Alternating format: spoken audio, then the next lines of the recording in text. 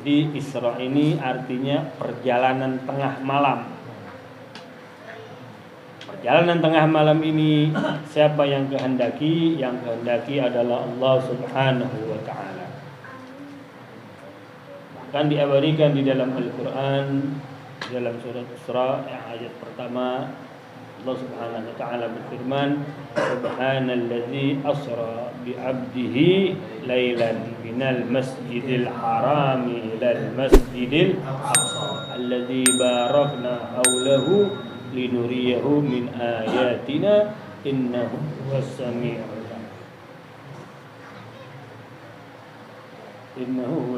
basir. Jadi Allah Subhanahu wa taala pada malam tersebut telah memperjalankan baginda Rasulullah sallallahu alaihi wasallam minal Masjidil Haram, dari kota Makkah Al-Mukarramah, dari Masjidil Aqsa sampai Masjidil Aqsa.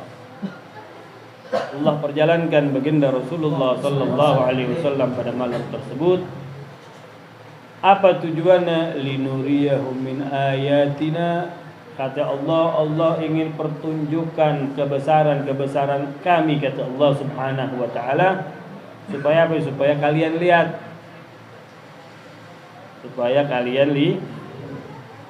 Ente perjalanan Rasulullah dari Mekah ke Palestina dengan jarak yang begitu jauh, ditempuh dengan begitu singkat. Kalau ente udah nggak percaya Isra'nya, apalagi Mi'rajnya Rasulullah, ente lebih nggak percaya. Karena Mi'rajnya adalah dari Masjidil Aqsa sampai Sidratul Muntaha. Sidratul Muntaha, langit tembus, semuanya tembus. Jadi kalau ente nggak percaya Isra', maka ente lebih nggak percaya kepada Mi'rajnya Rasulullah sallallahu alaihi wasallam. Jadi Isra dan Mi'raj ini dua kata, dua makna. Isra perjalanan Rasulullah dari Masjidil Haram ke Masjidil Aqsa, dan Mi'rajnya adalah perjalanan Rasulullah dari Masjidil Aqsa ila Sidratil Muntaha. Perjalanan ini bukan kayak perjalanan kita. Perjalanannya Rasulullah bukan kayak perjalanan kita, tempuh waktu berhari-hari. Enggak. Kalau perjalanannya Rasulullah sama kayak perjalanan kita, nggak bakal diabadikan oleh Al-Quran. Yang diabadikan di dalam Al-Quran adalah peristiwa-peristiwa dahsyat, peristiwa-peristiwa penting. Ini diabadikan oleh Allah di dalam Al-Quran. Asra, perjalanan malamnya Rasulullah sallallahu alaihi wasallam. Maha suci Allah yang telah memperjalankan. Jadi bukan kemauan Rasulullah, ya Allah saya mau dong dari Mekah ke Palestina. Enggak. Ini adalah semata-mata kehendak Allah Subhanahu wa taala. Jika Rasulullah sedang tertidur, diangkat Rasulullah sama malaikat Jibril, sama malaikat Mikail, diangkat. Lagi tidur, kalau bahasa kita dibangunin. Setelah dibangunin diapain? Terjadilah di situ peristiwa apa? Dibelah dadanya Rasulullah sallallahu alaihi wasallam. Dulu kan dengar kita masih kecil kan dadanya dibelah. Jadi dibelah dadanya Rasulullah ini semata-mata bukan karena ada kotoran di dalam dadanya Rasulullah, dalam hatinya Rasulullah sallallahu alaihi wasallam, tidak, tapi ingin ditambah kesucian, ingin ditambah kesabaran, ditambah ketakwaan, ditambah terus semuanya kebaikan ditambah di situ. Dulu masih kecil dibelah dadanya kan? Ija alaihi salah satu nafar, dijelasin di dalam Maulid Riba, ka'anna wajuhu kal ghamar.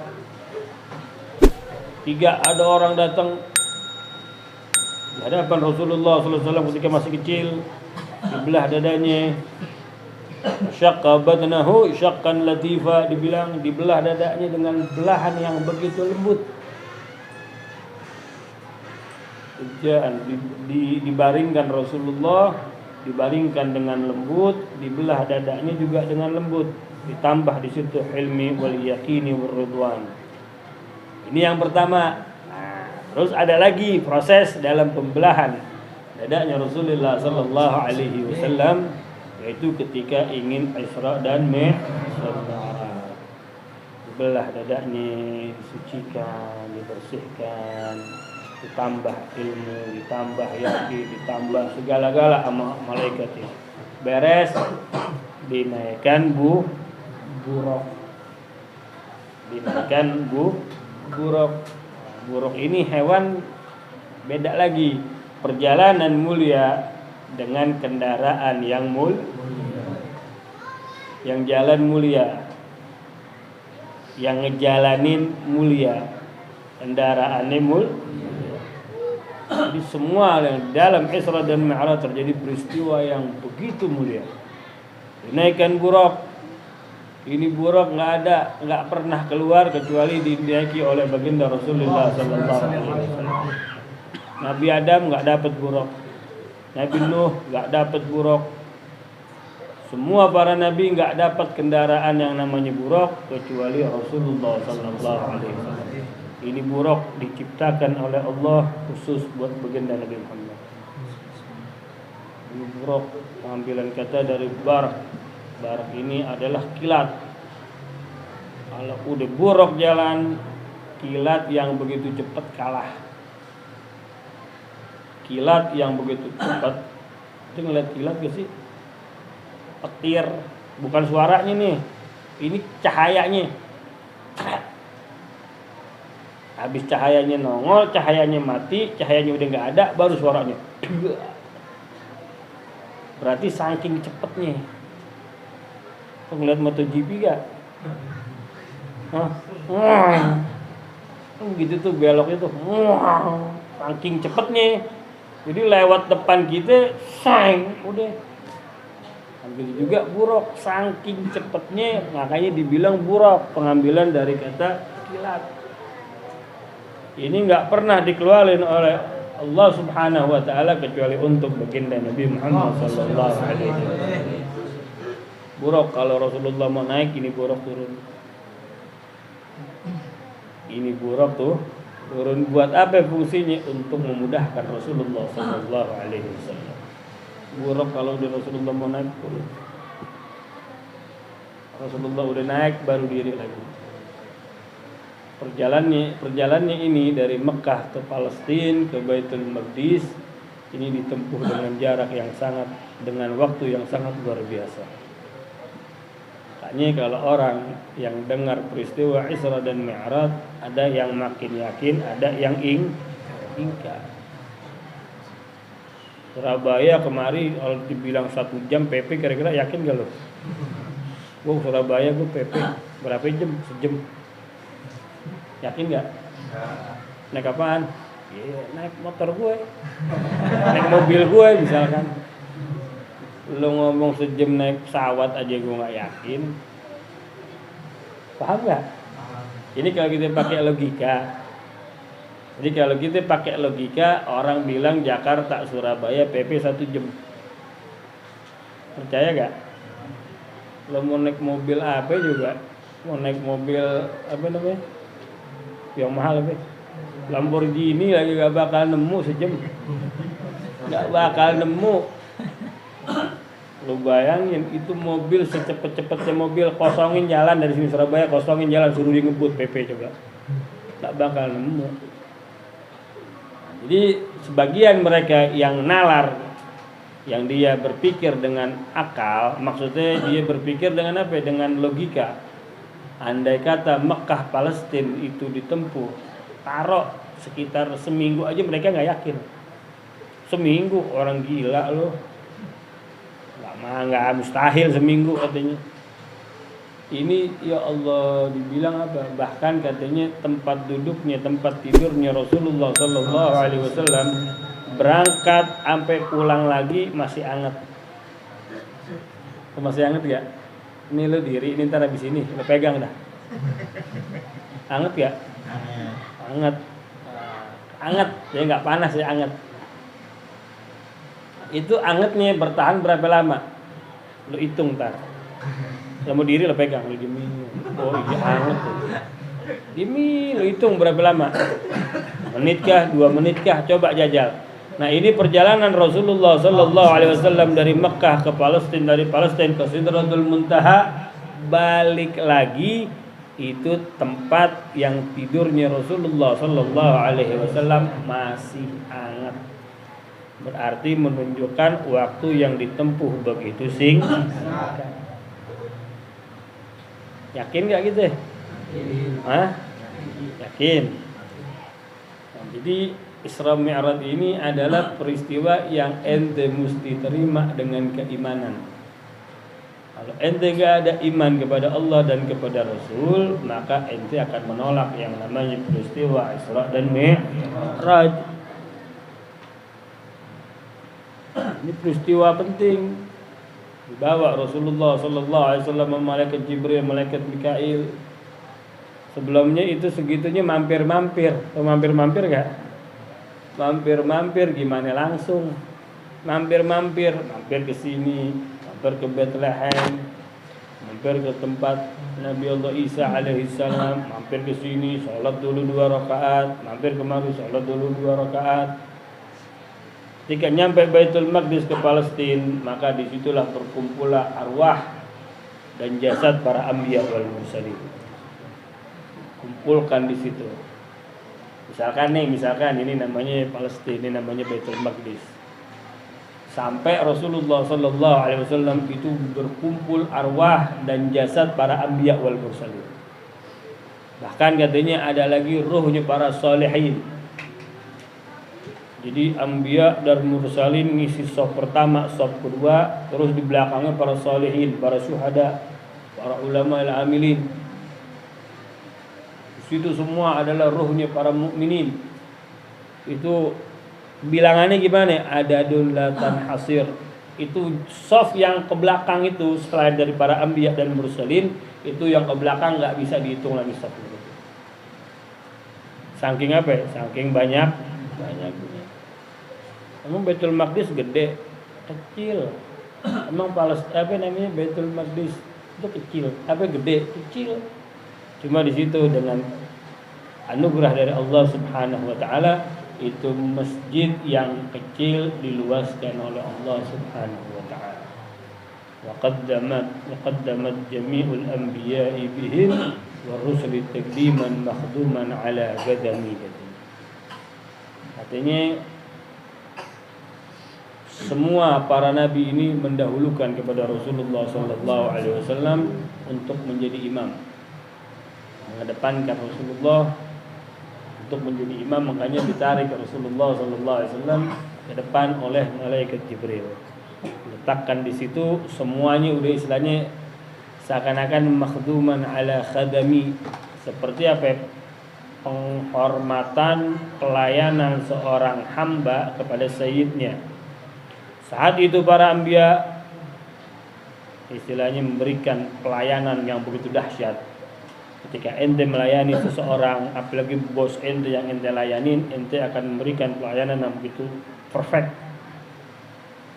Nah, begitu juga mereka, seperti pelayanan seorang hamba, seorang khadim kepada sayyidnya. Maju semua. Nggak ada yang boleh maju kecuali Rasulullah sallallahu alaihi wasallam. Salat di situ, habis salat beres langsung berangkat lagi yang namanya Sidratul Muntaha. Ini buruk lagi yang ikut nih. Buruk ngikut terus dia. Jadi inilah peristiwa, kalau bahasa kita ini sekelumit dari peristiwanya Rasulullah sallallahu alaihi wasallam yang namanya Isra dan Mi'raj. Jadi intinya kita mukminin jangan selalu mengandalkan yang namanya nalar kita. Isra Mi'raj nggak bisa pakai nalar. Ilmu Isra Mi'raj ini nggak bisa pakai nalar. Yang ngomong Rasulullah benar udah. Kecuali yang ngomong siapa? Yang ngomong orang lain. Yang ngomong siapa? Si fulan. Lo boleh percaya, boleh kagak. Adapun Rasulullah sallallahu alaihi wasallam benar. Benar, semua ini benar. Ini adalah kehendak Allah. Allah kalau udah berkehendak yang lebih dahsyat dari ini bisa terjadi. Makanya setelah peristiwa Isra dan Mi'raj, Rasulullah ini menceritakan kejadian yang dialami semalam. Cerita kepada Sayyidina Abu Bakar Siddiq. Ketika diceritakan, Sayyidina Abu Bakar enggak mikir lagi, enggak A, enggak B, enggak entar, enggak besok baru saya jawab ya Rasulullah, enggak. Langsung sadaqtuka ya Rasulullah.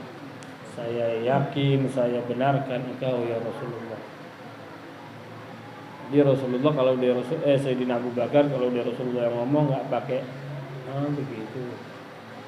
Ada ya, Anda jawab 5 menit lagi ya. Tunggu jawaban dari Anda ya. Enggak, langsung saya membenarkan engkau. Makanya disebut Sayyidina Abu Bakar Siddiq, selalu membenarkan. Ceritakan kepada sahabat-sahabat yang lain. Saat itu yang masih imannya lemah dengar begini, kalau bahasa kita ini jadi malu. Bahasa kita mah baru aku mau yakin sama kau ya Muhammad, cuma saat ini kau ngomong ngelantur, saya enggak percaya dan saya akan enggak beriman lagi kepada kau.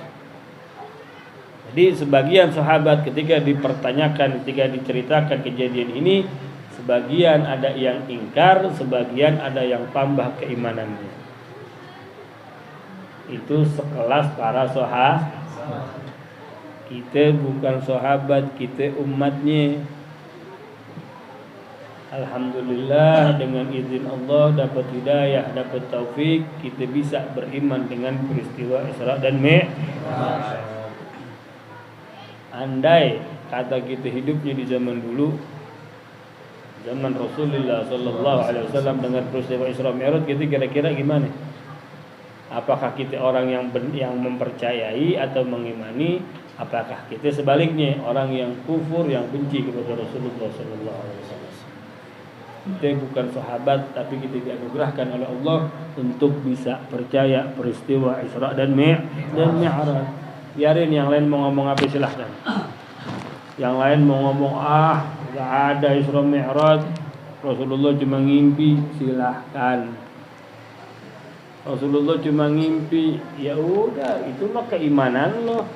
Cuma gue yakin melalui guru-guru gue, lalu kita punya guru ke atas terus bahwasanya Isra Mi'raj adalah perjalanan Rasulullah sallallahu alaihi wasallam birruhi wal jasad.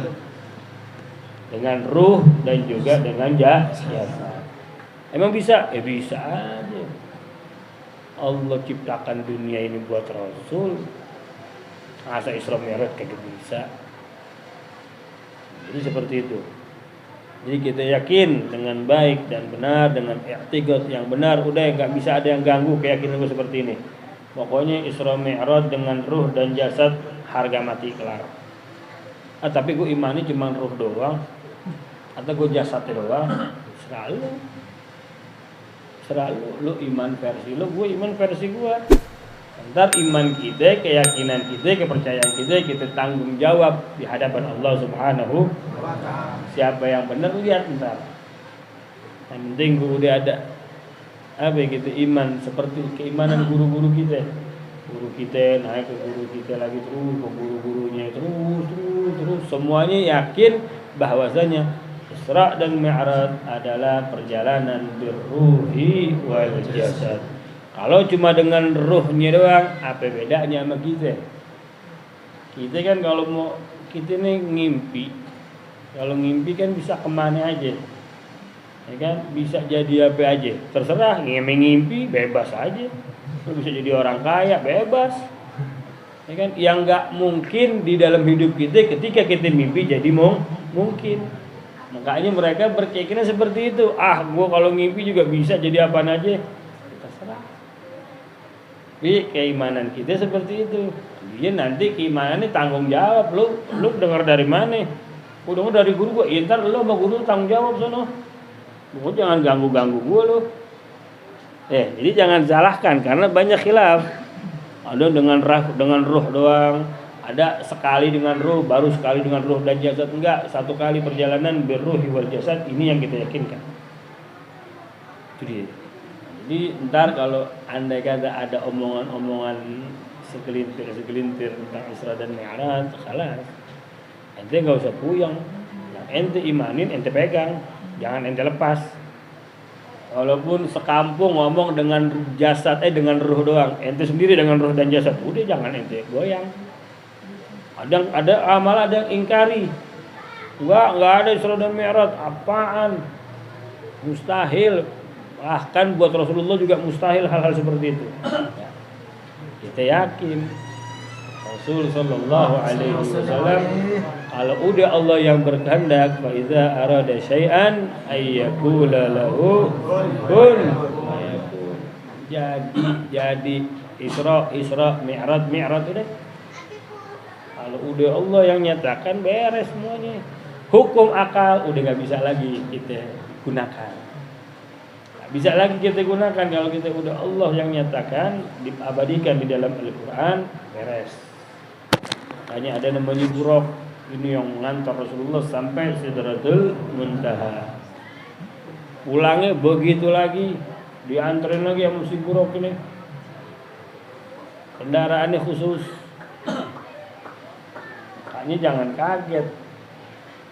Makanya kita ketika dengar tentang Isra dan Mi'raj Rasulullah sallallahu alaihi wasallam, kita ingat ayat Allah, linuriyahu min ayatina. Allah itu sengaja untuk apa? Untuk memperlihatkan kebesaran Allah Subhanahu wa taala. Jadi ini apa? Ini semuanya adalah urusan Allah. Ya, urusan Allah. Kita kufur dengan Isra dan Mi'raj berarti kita kufur dengan kebesaran Allah. Allah udah abadikan, lo masih mau kufur juga berarti lo kufur dengan Al-Quran. Karena Isra dan Mi'raj diabadikan di dalam Al-Quran, dan Isra ini, perjalanan ini diabadikan di dalam surat Isra ayat 1. Walaupun satu ayat di sini adalah firman Allah, kita mengkufurkan satu dari firman-Nya Allah, walaupun satu ayat, tetap kita termasuk orang-orang yang kufur. Na'udzubillahi min dzalik. Jadi yakinin dulu Isra dan Mi'rajnya. Ntar perjalanannya kita lihat, kita buka namanya Nabi Nurul Dhalam, kita lihat tadi disebutin wa minah tasladzi wa minasy syarafil ladzi takhsallahu bihi asyrafur rasul mi'raju ila hadratillahil barril wasul. Dan dari kemuliaan yang dikhususkan untuk baginda Nabi Muhammad sallallahu alaihi wasallam, mi'rajuhu ila hadratil malik ila hadratillahil barril wasul. Jadi dari satu kemuliaan yang telah dikhususkan untuk baginda Nabi Muhammad sallallahu alaihi wasallam, yaitu apa? Mi'rajuhu ila hadratillahil barril wasul. Mi'rajnya Rasulullah sampai ke hadirat Allah Subhanahu wa taala, zat yang maha kebaikan. Kita dulu pernah dengar gak cerita tentang Nabi Allah Musa alaihi salam. Ketika Nabi Musa ingin melihat kepada Allah Subhanahu wa taala, disuruh naik ke apa? Ke bukit apa itu? Bukit Tur. Disuruh naik, disuruh buka sendal, ikhla'na alaika, buka sendal engkau ya Musa, innaka bil wadil muqaddasi tuwa. Buka sendal, innaka bil wadil muqaddasi tuwa, engkau orang ada di bukit yang begitu suci. Ketika ingin meminta, Nabi Allah Musa meminta melihat kepada Allah Subhanahu wa taala, dikasih kebesaran Allah doang, pingsan. Nabi Allah Musa pingsan. Nabi Allah Musa mau minta, syaratnya gampang, katanya satu, lo buka sendal dulu. Lo naik ke tempat yang ditentukan oleh Allah. Kalau mau lihat nih, lihat tandanya dulu. Kalau lo kuat baru bisa ngelihat Allah. Nabi Allah Musa nggak bisa, pingsan. Adapun Rasulullah sallallahu alaihi wasallam, lihat, mau berjumpa dengan Allah nggak pakai buka sendal ikut naik, nggak pakai apa, di tempat khusus, diperjalankan, diambil, dijemput sama malaikat, disuruh Allah Subhanahu wa taala, langsung dibawa ke hadapan Allah, melihat kepada Allah Subhanahu wa taala. Bada Isra'il urujan bis sama hatta ra'an nabiyya rabban kallama min ghairi kayfin man hisarin waftarat alaihi khamsan ba'da khamsina Isra urujan lis sama hatta ra'an nabiyya, sehingga melihat Nabi rabban kalama, bukan ngelihat berbicara sama Allah Subhanahu wa taala. Kalau Nabi Musa baru berbicara doang. Kayak dibilang apa ya? Wa kallamallahu Musa taklima. Ya Allah, Musa berbicara kepada Allah, tapi nggak ngelihat. Tapi Rasul sallallahu alaihi wasallam ya, naik ke Sidratul Muntaha, Jibril nggak bisa lewat. Kalau saya lewat saya kebakar. Buruk, stop. Siapa yang masuk? Rasul sallallahu alaihi wasallam sendirian, nggak ada yang nemenin.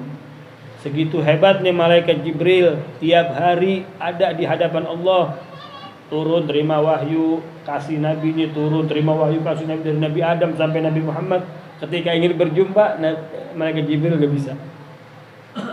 Malaikat Jibril kagak bisa. Segitu adalah malaikat yang paling dekat kepada Allah, pemimpinnya malaikat, tapi nggak bisa berjumpa dengan Allah. Lihat Rasul sallallahu alaihi wasallam, sendalnya masuk, sandalnya dipah. Lu kalau mau masuk ke tempat suci, sendal dibuka gak? Masuk musola boleh pakai sendal. Jajal pakai sendal coba. Jajal masuk ke sendal. Enggak dimaki-maki lo. Masjid, musola, majelis taklim itu kan tempat-tempat baik, tempat-tempat bersih lah bahasa kita mah. Lo kalau lo masuk, lo mesti buka sendal. Ini Sidratul Muntaha, lo mau berjumpa kepada Allah. Ini sendalnya Rasulullah yang terbuat dari kulit sapi, dari kulit kambing. Masuk. Masuk. Makanya ada khususiat dari terompaknya Rasulullah sallallahu alaihi wasallam. Lo kalau lihat lambang terompak tuh begitu tuh, itu punya khususiat, bukan sembarangan doang. Lo kalau pakai itu sendal, pakai itu terompak, min nahiyatil adab, jangan bawa masuk ke kamar mandi. Mana repot pada mau pakai doang, ngerti kah? Agak. Sayyidina Hasan al-Basri mensifati Rasulullah sallallahu alaihi wasallam dari ujung pala sampai ujung kaki. Sifat rambutnya Rasulullah. Sampai bawah, pas sampai sendalnya Rasulullah nangis ngegerung. Sayyidina Hasan al-Basri nangis ngegerung. Ditanya, "Kenapa ya Syekh?" "Hadza na'lu bizikrihi," katanya. Ini sendal yang bisa kita jadi mulia ketika kita bisa sebutin ini sendal. Kalau kita nyebut ini sendal, kitanya jadi mulia.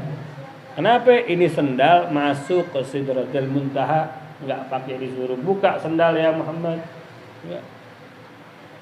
Lihat, kita nyebutin sendalnya aja kita bisa jadi mulia.